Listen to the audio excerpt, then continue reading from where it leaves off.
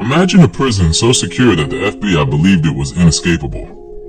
A fortress sitting on a rock in the middle of the freezing Pacific Ocean, designed to break the spirits of the world's most dangerous criminals. Yet, on one fateful night, 3 men did the impossible. They vanished right from under the noses of the guards, leaving behind a mystery that has baffled investigators for over 60 years.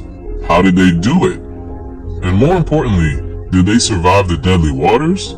Or did the ocean claim them? Today, we dive deep into the cold, dark history of The Rock to uncover the secrets of the most legendary prison break of all time. The Fortress. Welcome to Alcatraz. It's a small 22-acre island, but don't let its size fool you. This was the end of the line. The prison sits on a massive, unforgiving rock, completely isolated by the ocean. It was known as The Rock for a reason. To escape, you'd have to scale a 15-foot-high fence topped with barbed wire, evade armed guards and watchtowers monitoring every inch of the perimeter 24/7, and then face the ocean. The island is surrounded by treacherous currents, freezing cold water, and often thick, blinding fog. The authorities were so confident in its security that in 1934 they declared it a federal prison for the worst of the worst. The message was clear. Once you enter Alcatraz, you never leave. It was considered escape-proof until June 11, 1962. The masterminds. Our story revolves around 4 men. The mastermind, Frank Morris, a career criminal with a high IQ, who had been sent to Alcatraz specifically because he kept escaping from other prisons. The brothers, John and Clarence Anglin, bank robbers who were tough, resourceful, and desperate for freedom. The 4th man, Allen West, a seasoned criminal who knew the prison well and first spotted a potential flaw in the architecture of Block B. The 4 men patiently manipulated transfers until they ended up in adjacent cells in Block B. The stage was set. The impossible plan. For the next 2 years, right under the guards' noses, they began to work.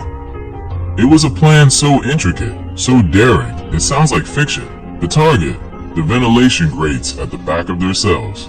West knew the concrete walls were only about 6 inches thick and had weakened over time. The tools, stolen spoons from the cafeteria, were used to dig, night after night, chip by chip. They even improvised a makeshift drill using the motor from a stolen vacuum cleaner. The cover. They worked during the prison's designated music hour. The sound of scratching was masked perfectly by accordions and harmonicas. To hide the holes, they used cardboard replicas of the grates or concealed the work behind their musical instruments. The vents led to an unguarded utility corridor behind the cells. From there, a network of pipes led straight up to the roof. The escape and the decoy.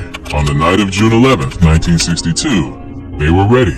At 7 a.m. the next morning, the guards began their routine head count. But 3 inmates didn't wake up. When the guards shouted and prodded the sleeping figures, a head rolled onto the floor and shattered. It wasn't a human head.